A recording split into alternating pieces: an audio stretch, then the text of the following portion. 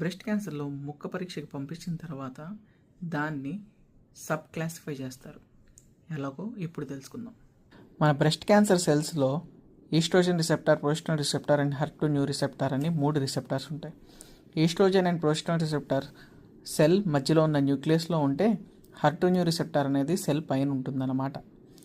వీటిని స్టెయిన్ చేయడానికి మనం ఇమ్యూనోహిస్టోకెమికల్ స్టెయిన్ ఉపయోగించి స్టెయిన్ చేయడం జరుగుతుంది. దాని ద్వారా స్కోర్ అనేది చేసి దానికి పాజిటివా, నెగిటివా లేదా మధ్యస్థరంగా ఉన్నదా అని నిర్ధారించడం జరుగుతుంది.